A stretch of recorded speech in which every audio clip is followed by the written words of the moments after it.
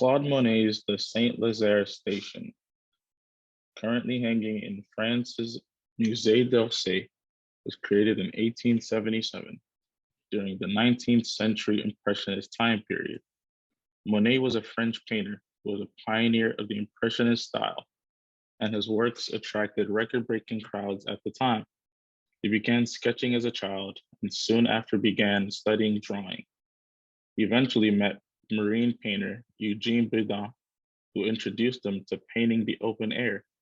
This was the turning point as it influenced Monet to concentrate on visible phenomena and on the innovation of effective methods to transform perception into pigment. Monet spent a year between his art studies posted in Algeria, serving the French military during their conquest of Algeria. He was influenced by the vibrant African light and color, and he shortly returned to France and continued painting natural phenomena.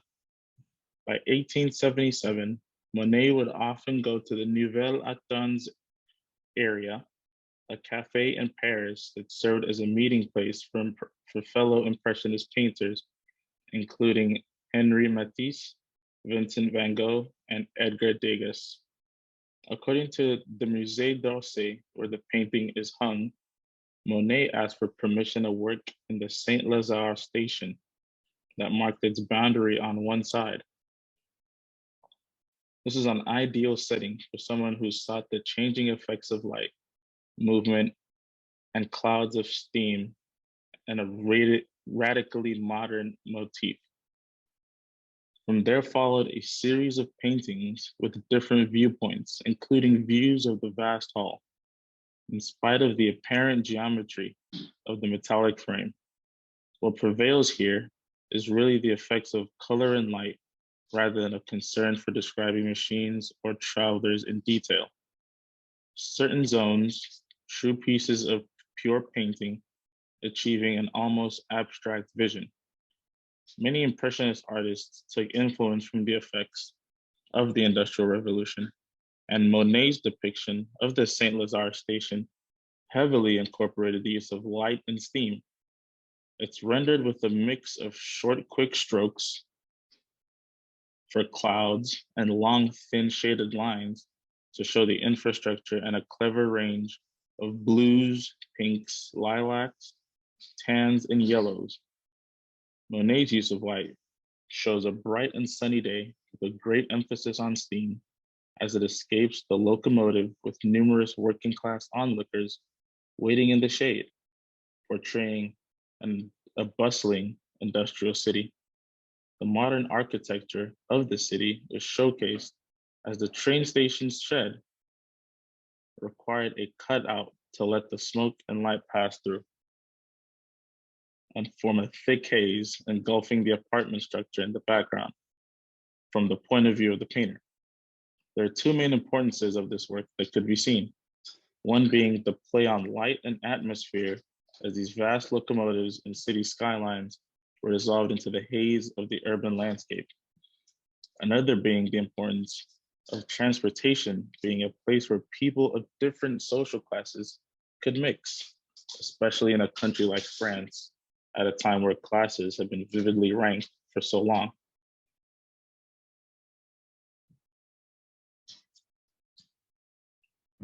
Theodore Géricault's Three Lovers, currently hanging at the Getty Museum in Los Angeles, was created in 1817 during the 19th century Romantic time period. Géricault was a French painter who exerted a seminal influence on the development of Romantic art in France. According to Britannica.com, he loved art and horses and would go horse riding as often as he could. His flamboyant and passionate personality was portrayed through his paintings of horses and some images of war. As a student, he developed an ability for capturing animal movement and classical figure composition. As with many young artists of this period, Géricault competed for the coveted Prix de Rome, which included a paid study period in Italy. Though he failed to win the prize, he decided to travel on his own anyways. While there, he discovered the art of Michelangelo and the Baroque, both of which would have a profound influence on his work, both in his figural representations and his dramatic use of light and dark, according to the artstory.org. The trip also offered him a means of avoiding the complications of an affair that he was having with his uncle's young wife.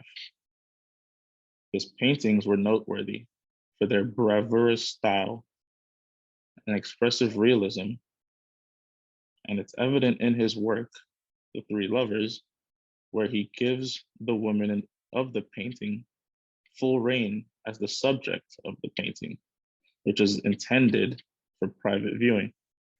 It's an oil sketch on canvas with warm colors and fine brushstrokes surrounding three figures entangled in white cloth and is used to depict a secretive action.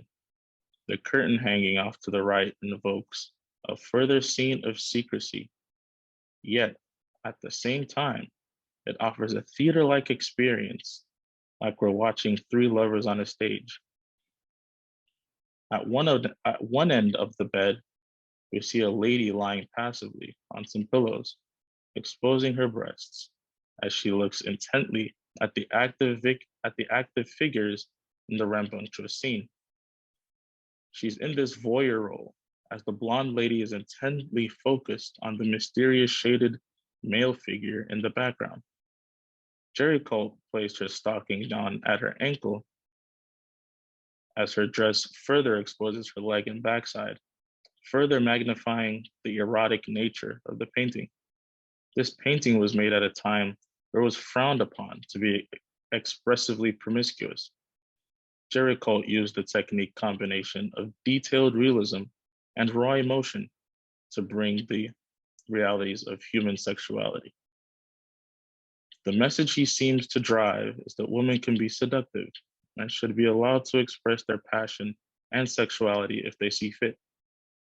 This work can be seen as an early pro-women art piece for its progressive stance taken on the self-expression of women during this time period.